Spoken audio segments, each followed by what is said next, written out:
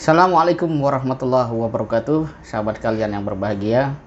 Mungkin sebagian kita ada yang sedang berbahagia, akan berbahagia, atau tengah berbahagia karena ada yang namanya malam tahun baru.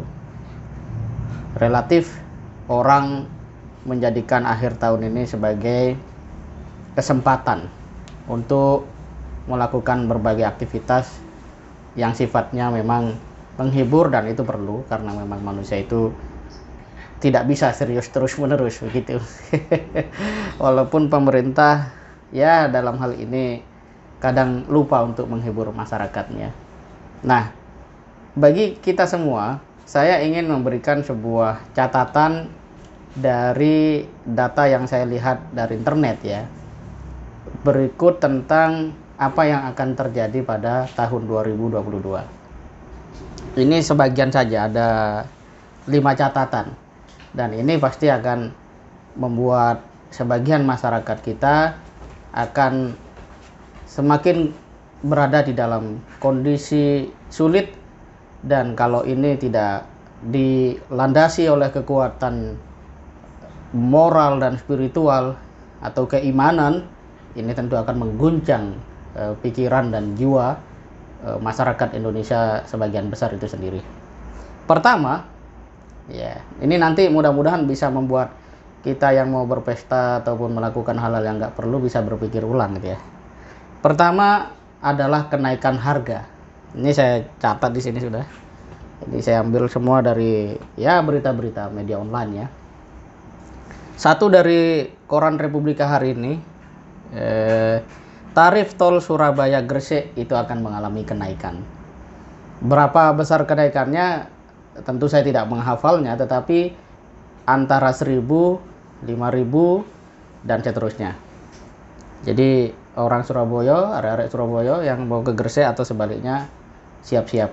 Dikabarkan itu akan berlaku pada pukul 00 tanggal 3 Januari 2022. Tahun baru, harga baru. Wah, ini dia. Kemudian tarif dasar listrik. Bahasanya sangat bagus, penyesuaian agar subsidi tepat sasaran. Keren banget. Ya, keren banget itu bahasa. Jadi penyesuaian tarif agar subsidi tepat sasaran. Saya pikir sangat sangat menarik bahasa ini ya, tetapi apakah implementasi, spirit, dan kemudian juga target adalah untuk betul-betul memberikan keringanan kepada masyarakat, ya ini memang yang menjadi sebuah pertanyaan dan lama diharapkan oleh masyarakat, kiranya itu betul-betul terjadi. Kemudian harga LPG juga sama, katanya yang 12 kg juga sama disebutkan agar subsidi tepat sasaran.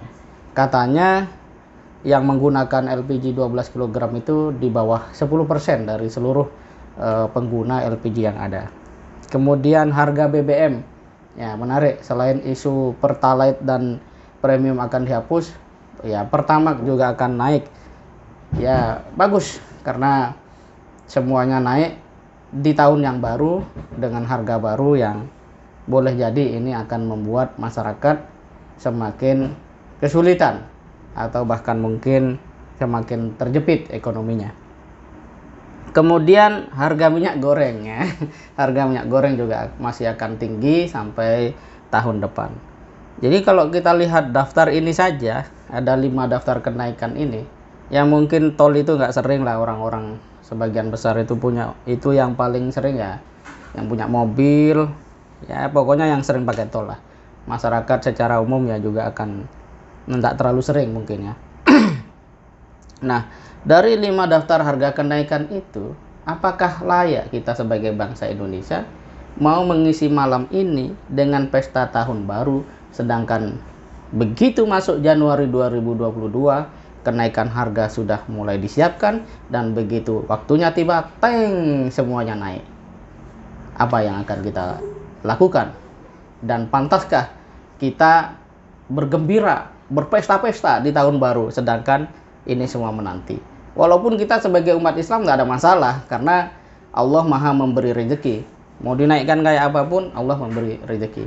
Tapi yang penting menjadi catatan di sini adalah, mengapa kebijakan-kebijakan yang harusnya memberikan rasa nyaman, rasa tenang, rasa bangga rakyat terhadap pemerintah ini tidak jadi pilihan. Yang jadi pilihan justru selalu menaikkan harga itu. Dan argumentasinya penyesuaian harga agar tepat subsidi dan sebagainya. Faktanya ketika itu dilakukan, tidak betul-betul mereka yang kemudian hidup di dalam kekurangan menjadi terbantu. Sekalipun kita tidak tahu betul seperti apa datanya, tapi faktanya ya jumlah kemiskinan di Indonesia ini, saya lihat kondisi masyarakat kita per Maret 2021, jumlah orang miskin di Indonesia itu mencapai 27,54 juta jiwa. Walaupun ada yang merilis angka itu secara persentase turun. Ya apalah artinya turun kalau masih 27,54 juta jiwa.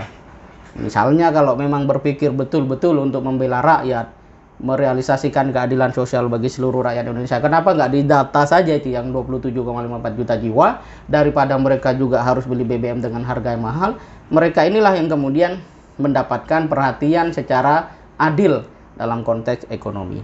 Kemudian angka pengangguran mencapai 8,75 juta jiwa per Februari 2021. Yang data terbaru saya tidak dapat. Kemudian daya beli masyarakat belum seutuhnya pulih. Jadi kita harus berpikir ulang. Pesta di malam tahun baru artinya apa? Karena Januari kita akan bertemu dengan harga baru.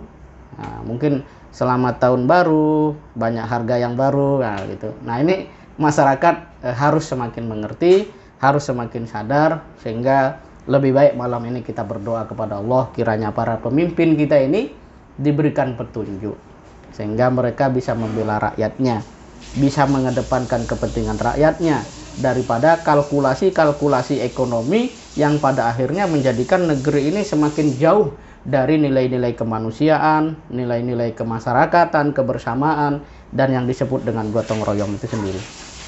Harusnya kalau memang ada komitmen pada prinsip hidup gotong royong, ya pemerintah tidak kemudian menjadikan rakyat sebagai penanggung beban dari tantangan-tantangan ekonomi yang ada. Tapi justru pemerintah bagaimana memberikan satu kebahagiaan pada rakyatnya, kedua kesejahteraan pada rakyatnya, yang ketiga memberikan kemajuan secara ekonomi sehingga taraf hidup masyarakat bangsa Indonesia yang katanya kaya sumber daya alam itu betul-betul bisa layak, bisa baik, dan tentu saja bisa memberikan progres, ya, kontribusi positif bagi pembangunan masyarakat dunia. Tapi kapankah itu terwujud? Saya tidak tahu, sebab kalau masih ada yang mau pesta ya silakan saja. Ya, kalau kita sebagai masyarakat yang tergolong misalnya kesulitan dengan katanya penyesuaian harga baru itu, tarif baru itu, ya sebaiknya kita berpikir ulang dan mari kita bersama-sama berdoa kepada Allah Subhanahu wa taala agar di tahun baru yang akan datang Allah kuatkan diri kita, mental kita, finansial kita, dan seluruh hal yang penting untuk menjadikan bangsa ini tegak dan bermartabat. Demikian, semoga bermanfaat. Assalamualaikum warahmatullahi wabarakatuh.